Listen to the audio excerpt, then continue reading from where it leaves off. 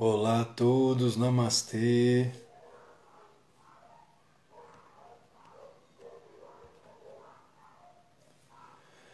Olá, Bru, namastê, boa noite. Hoje o nosso tema é o arquétipo do herói. Hoje teremos um convidado especial, nosso querido amigo, irmão, Ralph Vidal. Boa noite a todos, namastê. Com o tema o arquétipo do herói. Um tema, na verdade, que deveria ser debatido sempre, deveria ser tocado, deveríamos tocar nesse tema sempre, porque os arquétipos estão aí para serem acessados. Eu vou só fazer a apresentação do Ralph, falar rapidamente aqui, vou já chamá-lo. Deixa eu já vou chamar logo você, Ralph. Já vou pedir para você entrar e aí faço a...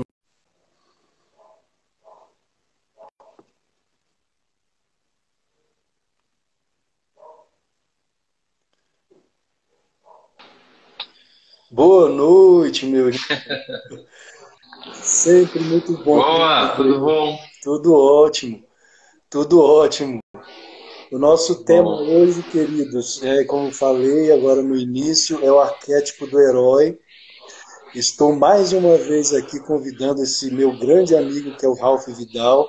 Para quem não me conhece, eu sou pedagogo, né, tenho formação em pedagogia, pós-graduação em teologia, também sou escritor, tenho 3 obras publicadas voltadas para o diálogo interreligioso. E o Ralph, que é já meu grande amigo já há um bom tempo, ele também é professor, tem formação em psicologia, mestrado em psicologia do desenvolvimento e pós-graduação em neuropsicopedagogia. Ralph, eu estou ouvindo um fundo, não sei, um chiado, não sei se está vindo daí. consegue me ouvir perfeitamente aí? Sim, mas estou ouvindo um chiado Pode também, dar. não sei se... E agora, melhorou? Melhorou, melhorou. Era Era, ventilador. era ventilador. Quando nós fizemos, eu fiz uma live com você, eu estava em Teresina e lá também é muito quente. Eu ligava 2 ventiladores, Lembra? um do lado esquerdo e um do lado direito, para aguentar o calor durante a live. Agora eu estou em Brasília, aqui né, a temperatura não é tão alta, mas às vezes também preciso. Agora mesmo não está, a temperatura não está muito boa, não. Mas não liguei nenhum ventilador. Aliás, o ventilador que eu tenho aqui é bem barulhento. Tenho até que trocar, senão não dá certo. Mas como eu falei, queridos, a nossa live hoje tem esse tema que é o arquétipo do herói. Ralph, quando nós estudamos, inclusive a nossa página aqui, a rede Yoga Book, né, o nome já diz tudo, está ligado ao yoga. E quando nós estudamos, quando nos aventuramos nessa bibliografia fantástica, não é, da tradição do yoga, o yoga é um darshana. Darshana é uma escola de sabedoria que vem da tradição religiosa mais antiga da humanidade, que é o hinduísmo. Então, o yoga é parte do hinduísmo. Existe tanto a parte filosófica, que é o Vedanta, quanto a parte prática e as diferentes formas de yoga, né, como você bem sabe. E quando nós nos aventuramos no estudo do yoga, quando vamos a fundo, inclusive buscando a origem do yoga, o heroísmo está totalmente presente. O heroísmo no yoga, né, nas histórias, nos épicos, o Ramayana, que conta a história de Rama, né, do herói Rama, do grande avatar de Ayodhya, que foi Rama. Quando lemos o Mahabharata, onde está incluído o Bhagavad Gita, a Canção do Senhor, não é, que foi um diálogo entre Krishna e Arjuna, o seu maior discípulo, que foi inclusive um kshatriya, um guerreiro. Né? Arjuna foi um guerreiro. Como seus irmãos, os Pandavas, foram todos guerreiros e foram discípulos de Krishna. O heroísmo está ali totalmente presente nos épicos, assim como também nos Puranas. Purana, para quem não sabe, significa antigo. Então são textos antigos que contam as histórias dos grandes iluminados e também dos deuses. Para quem não sabe, deuses, na verdade, são forças cósmicas que são como que personas do Deus único.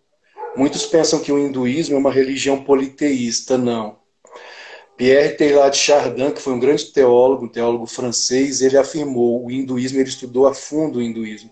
O hinduísmo é uma religião não politeísta, mas panenteísta.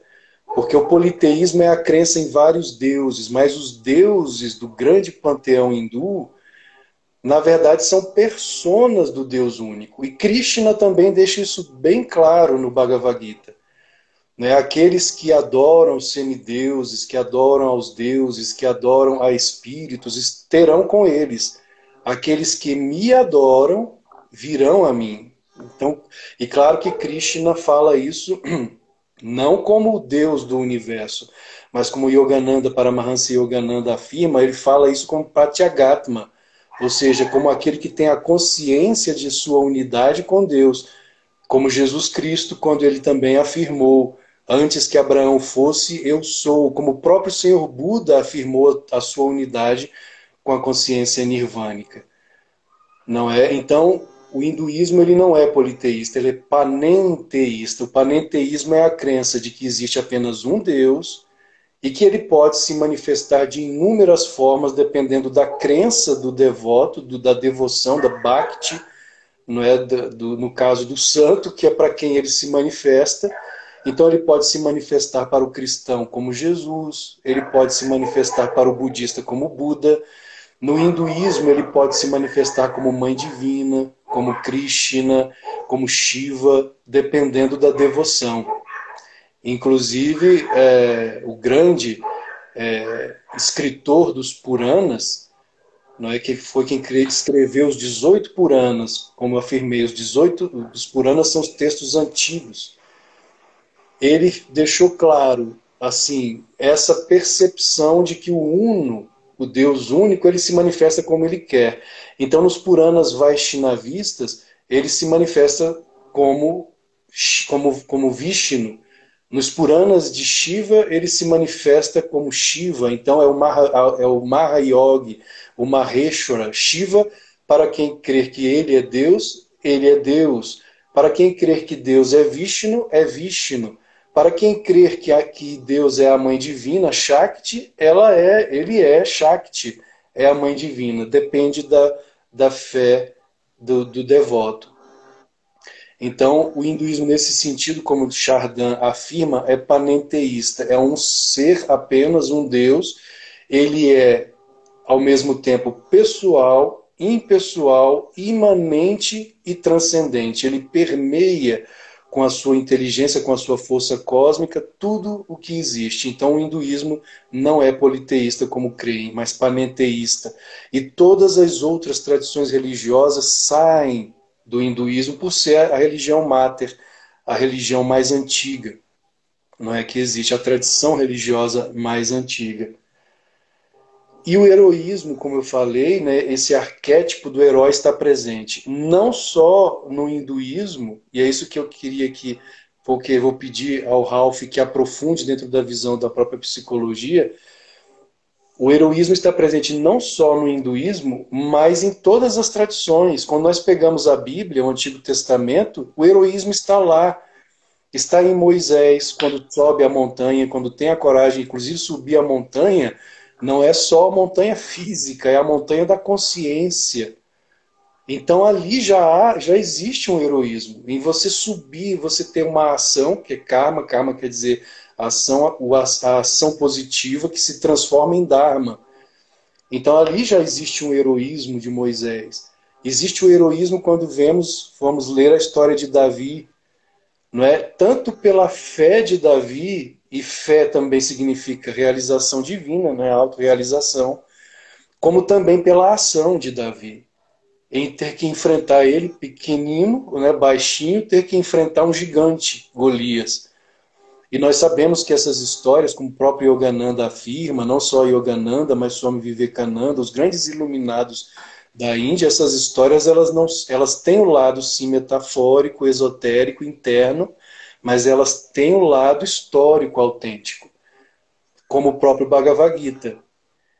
E hoje, de certa forma, Ralph, nós nos sentimos, nós quando vamos estudar essas tradições antigas, tanto do judaísmo, e eu falo também como teólogo, do judaísmo, do cristianismo, do próprio hinduísmo, quando vamos à origem, estudar a fundo, nos sentimos amordaçados.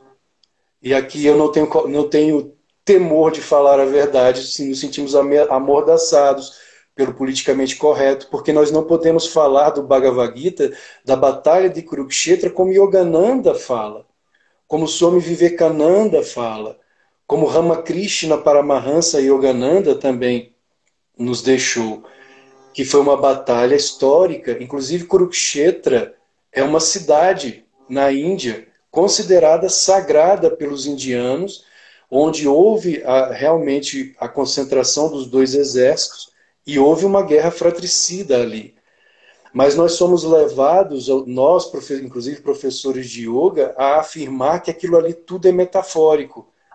Quando existe, sim, nós sabemos, como Yogananda afirma, o lado psíquico, né, Dharmakshetra, é a batalha da consciência entre os dois exércitos, né, os exércitos positivos da luz dentro de nós, representado pelos Pandavas, e o exército das trevas, os Kauravas, dentro de nós.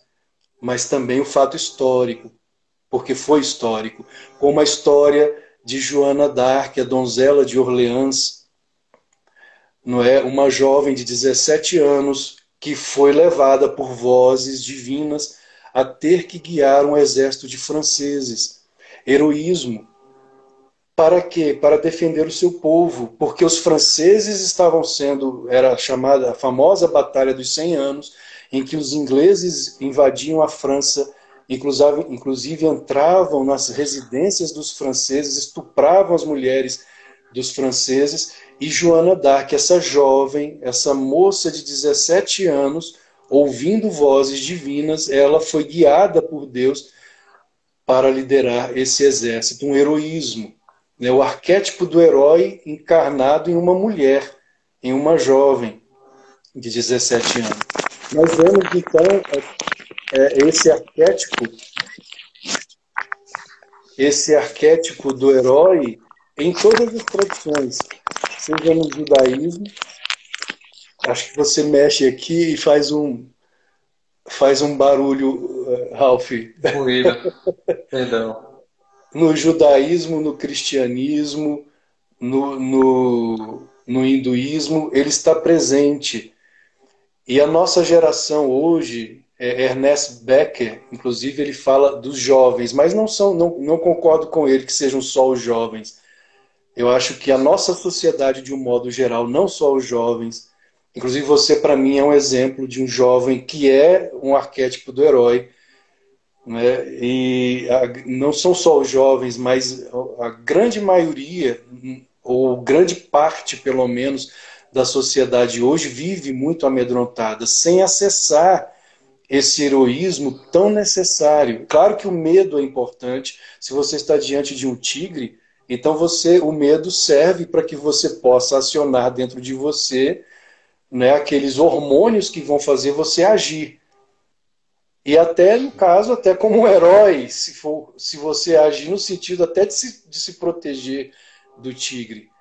Mas o medo excessivo que nos mantém sem ação, inertes diante, por exemplo, do erro, diante da corrupção, inclusive da inversão de valores que temos visto hoje de forma demasiada, e nós não nos indignamos muitas vezes.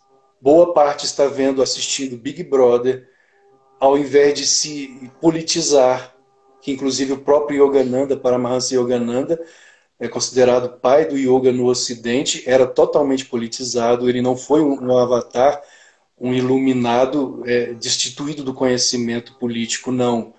Inclusive o ex-embaixador da Índia nos Estados Unidos, ele chegou a afirmar que ficou encantado com Yogananda, não só pelo fato de ser um homem do espírito. Ele chegou a dizer que quando viu Yogananda pela primeira vez, ele afirmou: eu vi literalmente luz no rosto de Yogananda.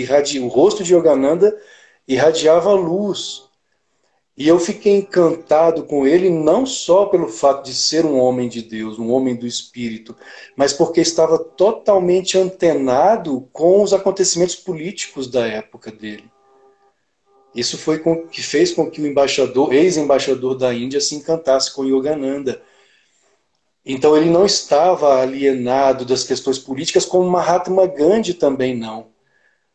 A Índia talvez hoje ainda fosse colônia da Inglaterra se Mahatma Gandhi não tivesse acessado esse arquétipo do herói e liderado com seu movimento de Satyagraha toda a Índia contra a colonização inglesa. Então, Ralph, nós vemos ao longo da história, das tradições religiosas, esse arquétipo sendo acessado, não é? Em todas as religiões. A ahimsa, sim, não violência, sim, mas como a própria ordem Ramakrishna Vedanta afirma, fundada por Swami Vivekananda, em relação à não violência, a ahimsa, existe um limite para a ahimsa, para a não violência. E esse limite, a ahimsa, é a própria legítima defesa.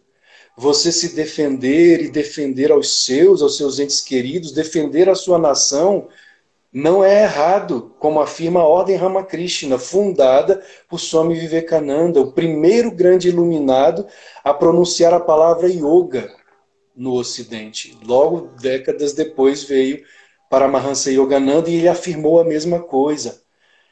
A Índia, apesar de ser a nação do yoga, a nação da paz, hoje os indianos sabem a importância de se defenderem, porque se a Índia não tivesse armas, já teria sido invadida pela China, pelo Paquistão, que já tentaram várias vezes e só não conseguiram porque a Índia está muito bem protegida. Ela tem até bomba atômica, né, o que impõe um certo respeito aos indianos ao mundo. Como Krishna também nos ensinou, como vemos, como já falei a respeito de Kurukshetra. Então, só fazendo essa introdução, Ralph, a respeito das tradições, não é, do arquétipo do herói presente em Rama, presente em Krishna, presente até mesmo em uma mulher, como falei, Joana d'Arc, presente em Mahatma Gandhi, presente em Paramahansa Yogananda. Eu gostaria que você, dentro dessa visão da psicologia, do conhecimento que você tem, se você pudesse nos explicar melhor o que é o arquétipo, né? Primeiro, o que é arquétipo, o que é o arquétipo do herói, então, dentro dessa visão, o que você pensa, o que você vê a respeito do que está acontecendo com a sociedade atual. E só para terminar essa minha parte, ler o que Ernest Becker, né, em A Negação da Morte, ele afirma. E aí eu já passo a palavra a você. Ele diz o seguinte: a crise da sociedade moderna está no fato de os jovens não mais se sentirem heróis, nas ações condicionadas pelo projeto de sua cultura. Ernest Becker.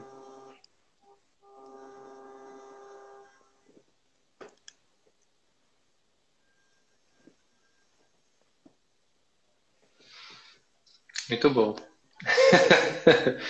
Bom, boa noite a todos.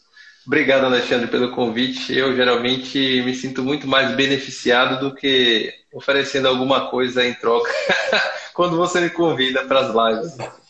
É sempre muito, muito bom. Eu já penso o contrário. Eu já acho que você que me beneficia. E pode ter certeza que você me inspira muito nas suas lives e todo o trabalho que você faz. Tenha certeza disso. Obrigado. Fico honrado, obrigado.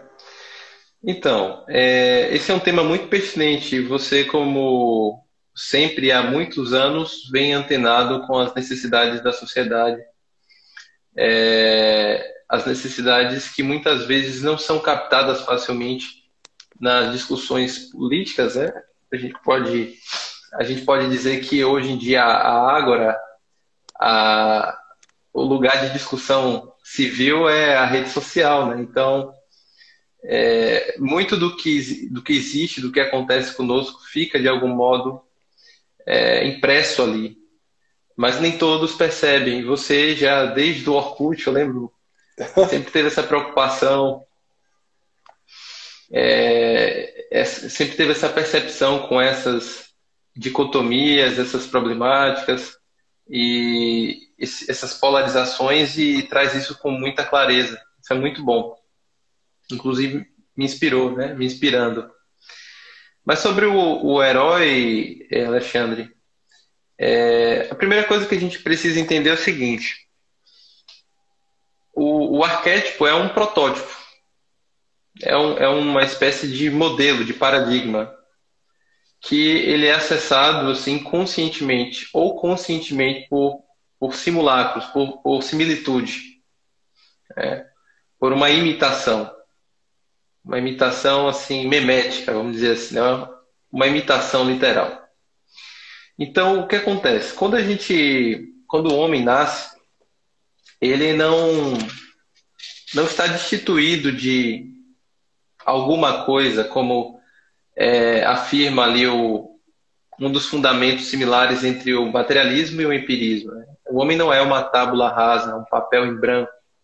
Ele é uma folha preenchida, não só por elementos genéticos, que de algum modo nos configura a forma do corpo, certas disposições, certas tendências, etc., mas também por fatores instintivos que garantem a nossa subsistência e existência em algum momento, e também por fatores arquetípicos aí, considerando o arquétipo na linguagem junguiana. Então, esses arquétipos, eles são possibilidades humanas, possibilidades que podem ser ou não atualizadas no nosso comportamento, na nossa conduta. Mas é engraçado que assim, os arquétipos estão muito presentes hoje. Mais cedo eu vi até um vídeo a respeito disso, na cultura, especialmente no empreendedorismo e no marketing. Por exemplo, certas empresas hoje em dia escolhem determinados animais porque são arquétipos de poder, ou de paciência, ou de paz, o que quer que seja, e utilizam esses animais para caracterizar, para denotar alguma espécie de característica. Então, por exemplo, uma empresa que quer mostrar poder utiliza um leão, né? Uma empresa que quer mostrar assertividade utiliza uma águia. E nós vemos isso também na simbologia entre países. Uhum. Por exemplo, o símbolo norte-americano, qual é?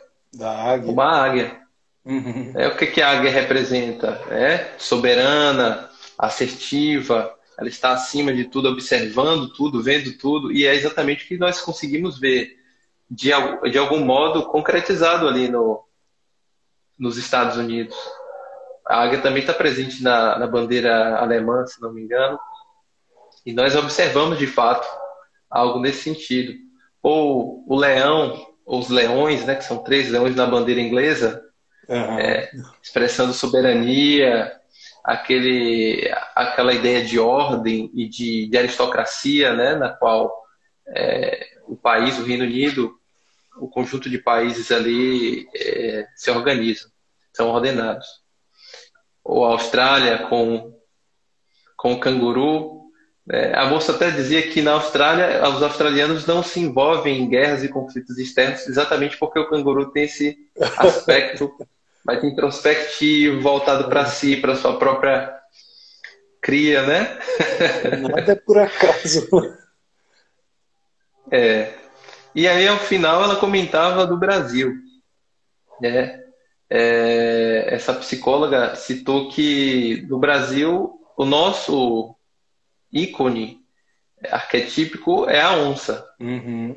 distinta, forte, poderosa, etc. respeitada por todos, acho que é o terceiro maior felino assim, de grande importância no mundo, mas com o tempo esse arquétipo foi sendo modificado. Então a gente viu arara, o papagaio, que reproduz o que vê nos outros, e finalmente na Copa do Mundo o Tatu Bola, Nossa. que se esconde que se esconde debaixo da terra. Então, são muitas similaridades e os arquétipos são exatamente isso. É uma expressão de possibilidades que se configuram em imagens. Então, a gente tem assim uma série de imagens possíveis para os seres humanos, que são os arquétipos junguianos. Ele numera em 7, se não estou enganado. Agora, o que é importante considerar sobre os aspectos, Alexandre? Os arquétipos. Nós não somos apenas seres instintivos, porque os instintos nos garantem a mínima parte da nossa vida. Como Viktor Frankl muito bem pondera. Diferente de outros animais, dentro do gênero animal, o homem ele não é guiado por instintos. O instinto do homem não diz do que ele tem que trabalhar, o que ele tem que comer, o que ele deve fazer em certos momentos, ou não deve fazer em certos momentos, de quem que ele tem que fugir para se proteger. Não. Claro que evolutivamente ele aprendeu que existem certos riscos, né? E esse aprendizado é transmitido por meio de memória transgeracional, inclusive genética. No entanto, isso não nos garante. Não garante, por exemplo, a um bebê que ele nasça, cresça e ele próprio possa gerir com mais rapidez a sua vida. Veja que nós somos extremamente dependentes do cuidado, do zelo, perdão, de outra pessoa, dos nossos pais, etc. E por muito tempo. Entre os mamíferos, se não me engano, somos os que mais dependemos, né? Por mais tempo. Ou seja, não há um instinto que nos guie para a vida. Então, se não há um instinto que nos guie, nós precisamos de algo que nos oriente, que nos conduza. Peço perdão, que eu acabei até esquecendo a água. Não sei se eu vou cortar o seu raciocínio, mas acho que até dentro um pouco do que você falou. Fique à vontade. Se eu me espelho em alguém, inclusive isso também é um ensinamento, né, dos yogis. Se eu me espelho em alguém que eu admiro, eu estou acessando uma espécie de arquétipo. Sim. Eu acho que eu vou pedir 1 minuto de licença para pegar um pouco d'água. Claro. Sim, claro. Peço perdão, viu? Não, tranquilo. Eu aguardo. Então, como eu estava falando no início, essa questão do arquétipo do herói, na verdade, ele tem sido acessado ao longo de gerações em todas as tradições, não só no Ocidente, mas no Oriente.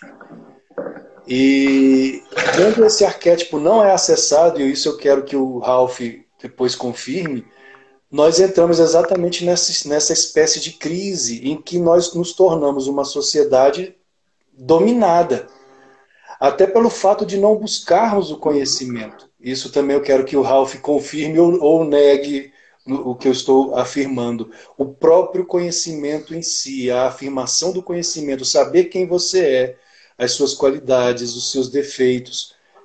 Você também está acessando esse arquétipo do herói na busca de saber quem sou eu, o que eu faço neste mundo, não é? O que eu estou fazendo neste mundo, qual o meu papel neste mundo, e o que está à minha volta, quem são os meus governantes, eles realmente me representam, e se eles não me representam, por que não me representam? Não é? Então, isso também, creio eu, faz parte desse arquétipo. Você concorda, Ralph? Não sei se você ouviu. Eu consegui ouvir, sim. Maia hoje está me abusando por meio de uma mosca e um pigarro na garganta. Faz parte.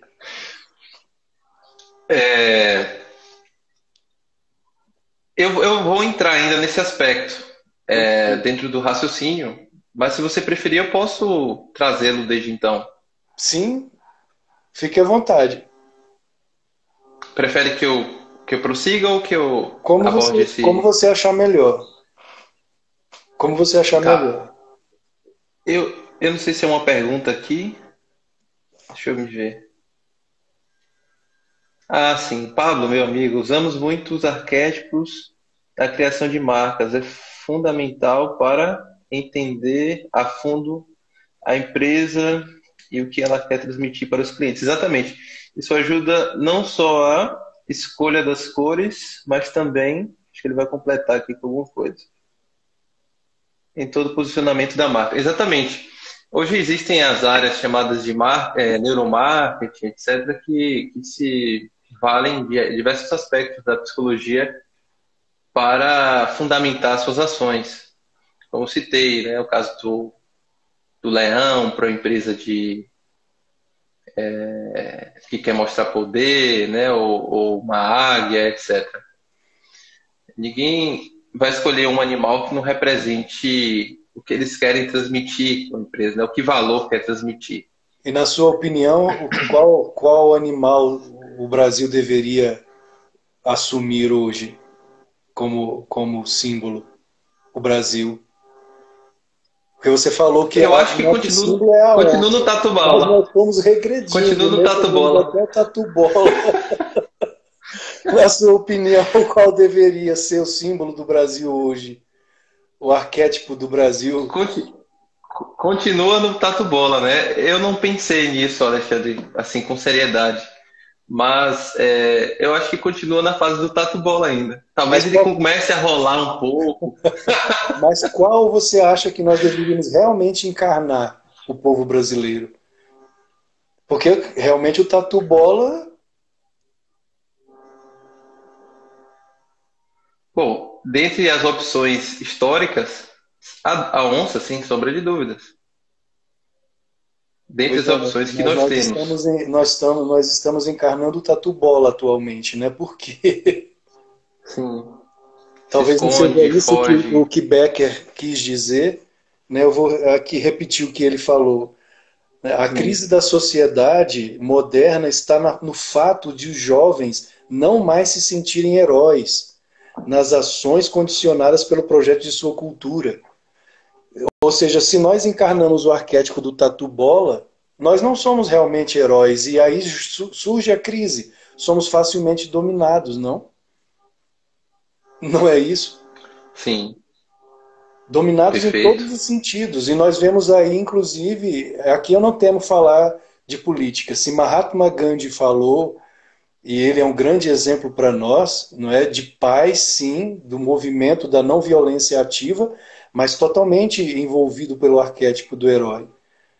Inclusive, o meu canal do YouTube, a Rede Yoga Book no YouTube, foi muito censurado, tem sido muito censurado, a partir do momento que eu comecei a falar, a colocar não só o yoga, mas mostrar o yoga nesse sentido mais profundo, porque o yoga, como eu falei, é um darshana, é uma escola de sabedoria que prega a paz, que prega o amor, que prega a empatia, que prega a não violência. Mas também prega o arquétipo do herói. Basta ver a vida de Rama, a vida de Krishna, ler o Mahashiva Purana, né, as histórias de Shiva. Shiva ele é a terceira pessoa da Trimurti hindu, né? Brahma, Vishnu e Shiva, Pai, Filho e Espírito Santo. E Shiva ele é ao mesmo tempo por dentro, né, dizem os textos sagrados, ele é tamásico, ou seja, ele demora a se irar, mas por dentro e por fora ele é rajásico. Me lembra Jesus Cristo, que fala da paz, que fala do amor, mas na hora em que ele precisa agir com firmeza, como ele fez lá no templo, em que ele expulsou os vendilhões do templo, girando um chicote no ar, não é, virando as mesas dos cambistas, ali foi Shiva.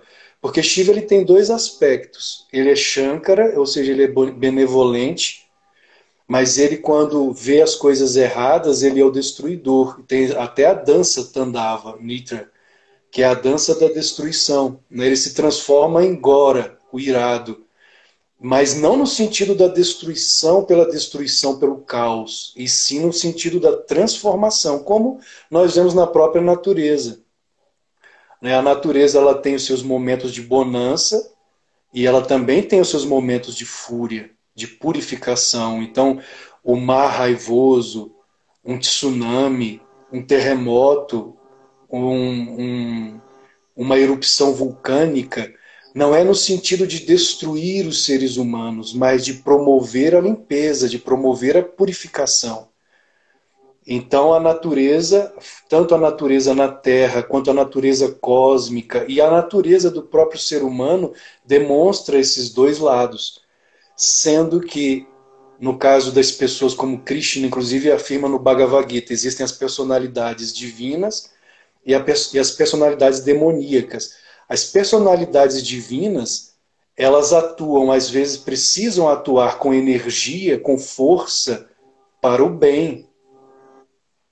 E aí eu creio que entra o arquétipo do herói. Porque ser yogi não é só estar lá o tempo todo, oh, zen. Como o próprio Yogananda também nos fala, se você ficar só meditando, você se torna uma pessoa preguiçosa.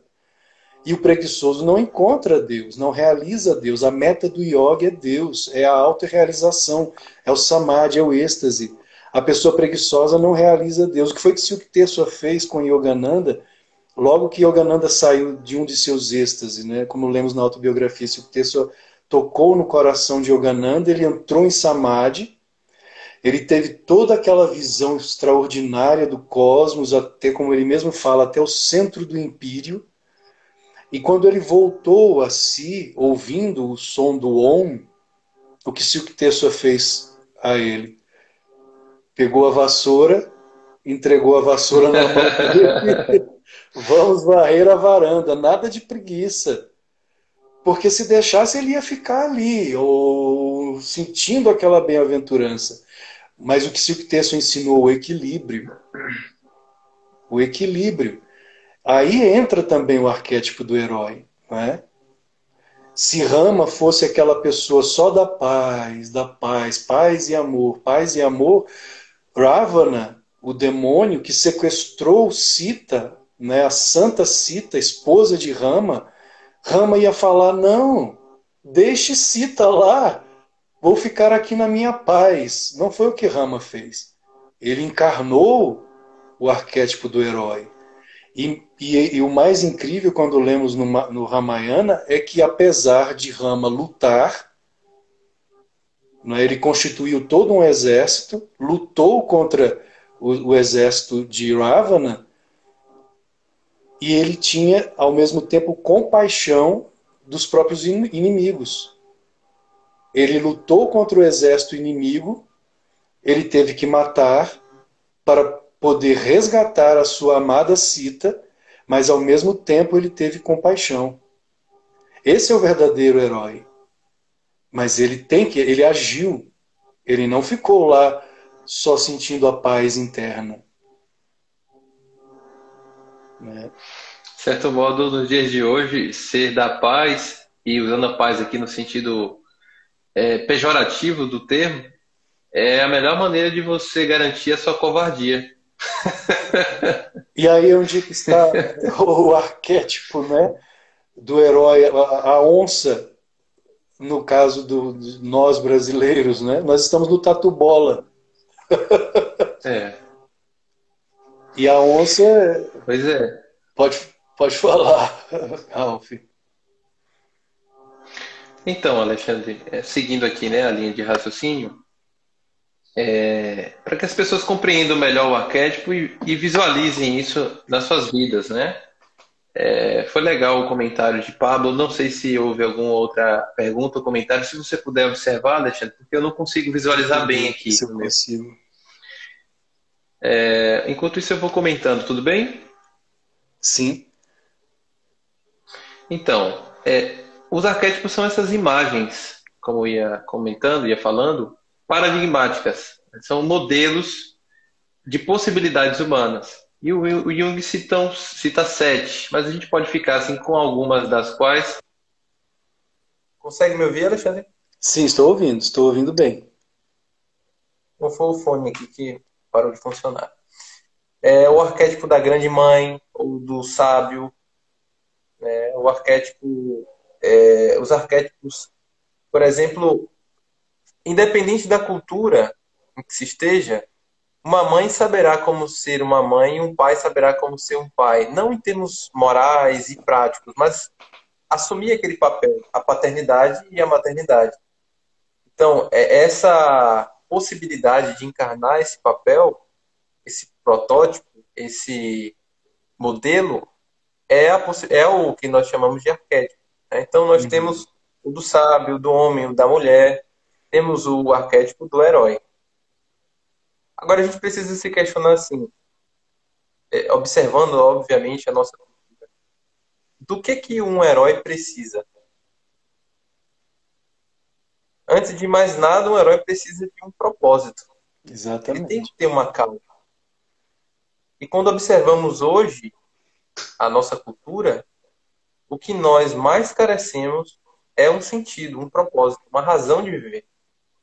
Não à toa os casos extremos de ansiedade, de depressão, que nos assolam, tanto pelo lado, pelo aspecto cultural, pela influência da nossa cultura, porque tudo aqui nos inspira, quase tudo nos inspira a loucura, né, de fato, até como comenta muito bem o professor Olavo de Carvalho, lutar pela sanidade é um ideal brasileiro, porque ele já nasce desconectado da realidade, nós já nascemos assim. Então, se tornou um ideal que lutar pela nossa própria sanidade, coisa que em outros países é simplesmente nascer e viver. Né? Então, a falta de um ideal é um dos aspectos que contribuem para a inexistência de um herói.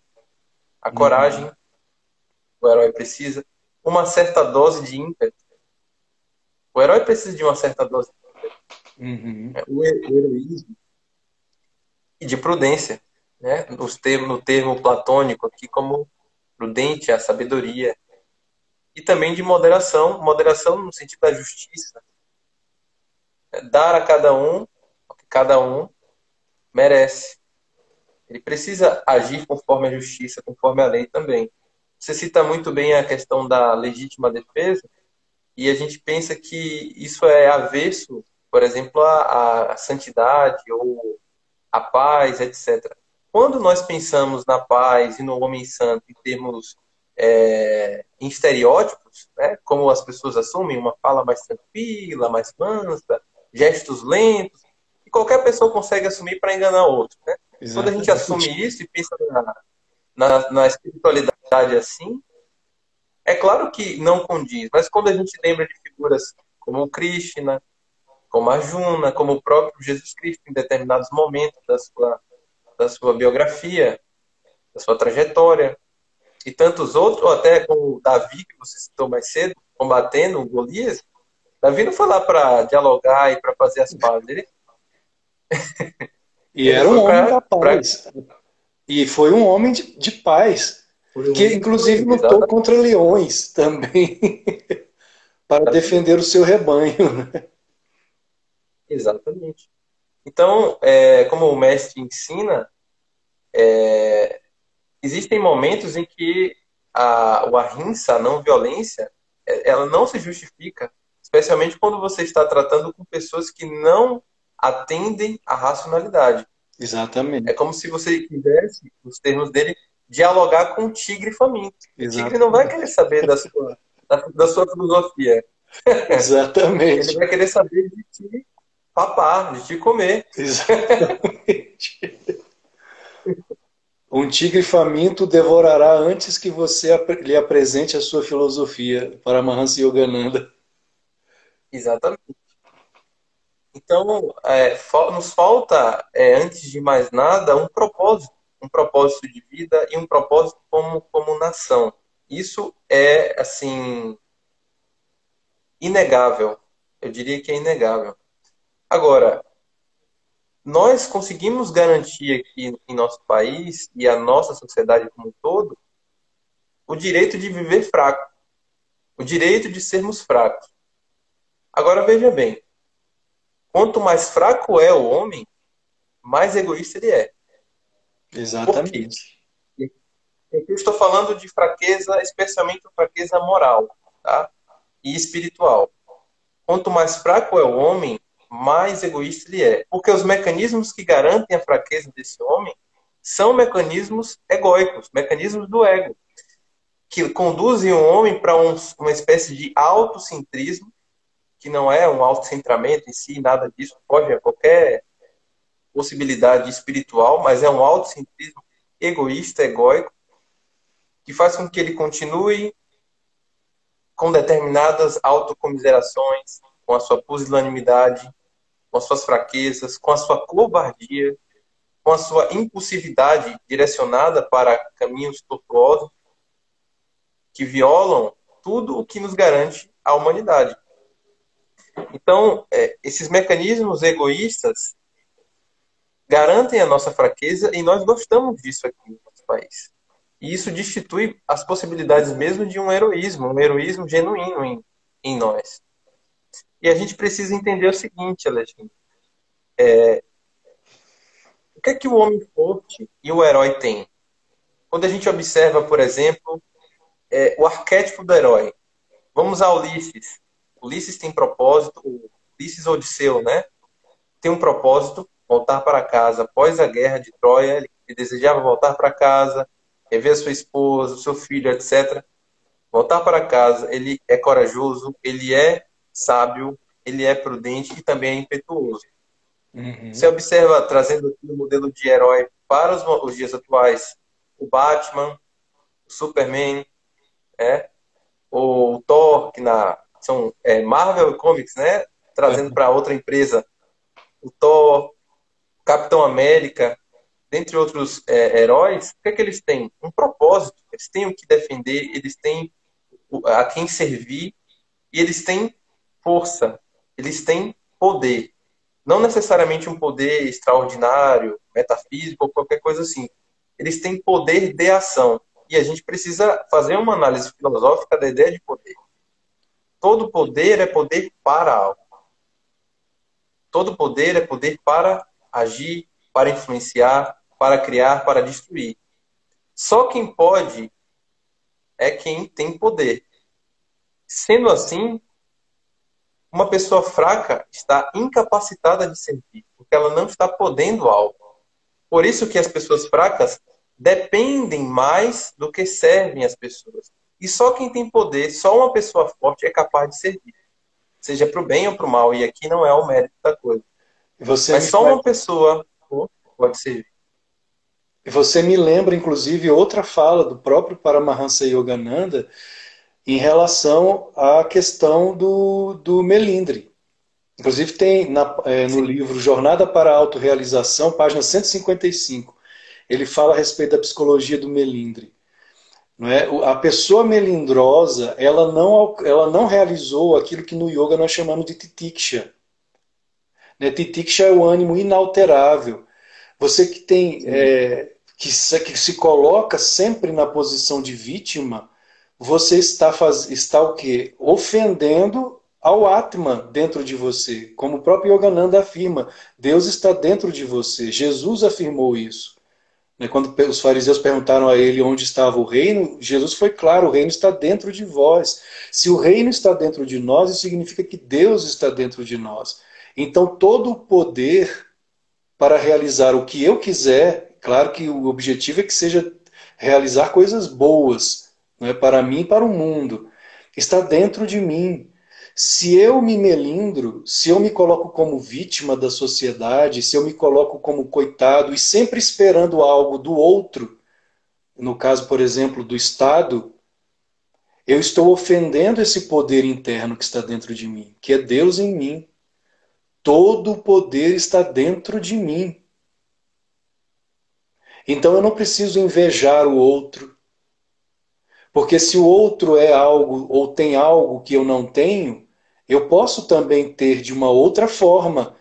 O poder está dentro daquela pessoa da mesma forma como está dentro de mim. Isso também é creio eu, entra também nessa questão do arquétipo do herói, não é de você não se fazer vítima. É exatamente o que eu comentaria agora, exatamente isso. Porque só quem pode servir são os fortes. Aqui estamos falando de força espiritual, de força moral e, por extensão, em algumas vezes, de força física também. Mas o exemplo de Mahatma Gandhi já contradiz essa perspectiva. No entanto, é necessário que o homem fraco ele busque o poder, porque o poder é o poder para servir. Servir em função de algo, servir algo. Então, só pode servir algo quem tem poder e quem, por concordância, é forte. Quando a gente observa a psicologia do fraco, do dependente, ele quer o quê? Que o herói o salve. Ele não quer se salvar. Ele quer que alguém o salve. Seja o prefeito da cidade, o vereador, o presidente da república, o chefe do condomínio. Ele quer o milagre da vida. É a donzela. Ele quer que alguém... Sim. Ele quer que alguém o salve, ou seja, ele não saiu da fase de maturação da própria personalidade dele. Ele está lá atrás, como o Peter Pan, que não cresceu ainda. Ele está crente de que a vida o prometeu algo, e prometeu algo a ele. E essa crença o conduz vivendo dia após dia, porque assim, eu estou esperando, cadê que a vida não me dá o que ela me prometeu? A mudança repentina, abrupta de tudo que eu vivo. Isso causa o quê?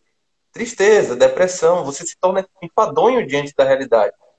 Porque a realidade não condiz com suas expectativas, mas são expectativas completamente distorcidas. Tem um amigo meu, Alexandre, que comenta algo bem interessante. Ele gosta de jogos, de videogame, né? Chama Will Clever. Ele é psicólogo também. Ele disse que no contexto dele, onde ele lidera alguns jovens dentro da igreja protestante, alguns jovens não se interessam, não se veem mais como os heróis antigamente, né? Eu quero ser Jasper, os Power Rangers, ou o Cavaleiro do Zodíaco, o Dragon Ball Z, o que quer que seja, Naruto. Eles se imaginam sendo salvos pelos heróis. Nossa. Olha que maluquice. Meu Deus. Meu Deus. Exatamente esse é o ponto, então. É por isso a crise. Inclusive, Ralph, nós vemos o herói, como já falei, presente nos grandes santos. Então você falar de paz, mas os santos são sim da paz, óbvio, eles são da paz justamente pelo fato de serem heróis. Paramahansa Yogananda chegou a afirmar na época dele, e ele falou isso com orgulho. Claro que nós sabemos que o orgulho não é necessariamente o jiva, né, o ego. Mas o orgulho de um mestre é algo diferente do homem comum. Mas ele afirmou: eu me orgulho dos discípulos que eu atraí, porque todos os que eu atraí nesta vida são pessoas de personalidade forte. E aí ele disse: os sábios dialogam, os tolos altercam. Então vocês, tendo personalidade forte, aprendam a dialogar. Mas ele falou: eu estou orgulhoso dos discípulos que eu atraí porque têm personalidade forte e são justamente as pessoas de força de vontade, que é inclusive o que lemos nos ensinamentos dele, é quando você desenvolve a força de vontade é que você consegue realizar Deus. Imagine um São Francisco de Assis sem força de vontade. Um Buda passar 6 anos debaixo de uma árvore meditando, se não fosse uma força de vontade férrea, indestrutível, inabalável, ele não seria o Buda. Não. Não é? Então isso também, creio eu, faz parte desse arquétipo. Ralph, o nosso tempo já está quase acabando. Eu gostaria de convidá-lo, se você aceitar, para nós continuarmos, não hoje, porque eu tenho outro compromisso agora, mas marcarmos um outro dia para aprofundarmos mais esse assunto, que eu creio, se você concordar, eu creio que é algo que realmente nós precisamos falar mais a respeito desse assunto, desses arquétipos, se você concordar. E o tempo está quase acabando aqui. Agradeço, Alexandre, o convite, viu? Agradeço a todos também pela presença. Se você quiser falar mais alguma coisa, suas últimas considerações. Realmente, para mim, o tempo voou. 1 hora passou como alguns minutos. Não sei se você teve essa sensação também. Bom, eu diria o seguinte: busquem ser fortes, personalidades fortes, pessoas fortes. Todos nós caímos e vamos cair em algum momento. E alguém precisará nos ajudar. Mas não existe vida sem fazer valer a humanidade. E a humanidade precisa de força para se sustentar. Porque senão vem o barbarismo, o que é animalesco, o que é brutal. A gente precisa atualizar a potência do homem em cada dia, em cada ato, em cada escolha. É isso que eu diria como últimas palavras. E força no sentido não de não sermos generosos para com os outros, né? Força no sentido do bem, de defesa do Dharma, não é? Que são as leis sagradas, sem as quais nós entramos em Adharma, né? Que é o caos, é prevalecer o crime. E quando o crime prevalece, quando o criminoso é colocado como vítima e nós, da sociedade, somos colocados como opressores, você inverteu as coisas, né? É a total inversão dos valores. Então, é como o próprio Rama, no Ramayana, ele era extremamente doce, extremamente gentil para com a esposa dele, Sita, para com os irmãos dele, para com os pais, para com os amigos, para com todos à volta dele. Mas na hora em que ele precisava ser viril, lutar pelo Dharma, ele era viril. Né? Sim, perfeito. Mais uma vez, gratidão, meu irmão, gratidão. Que possamos realizar então marcar mais uma data, que possamos aprofundar esse assunto que eu acho que é fundamental nos tempos atuais. Gratidão por sua presença, Ralph. Que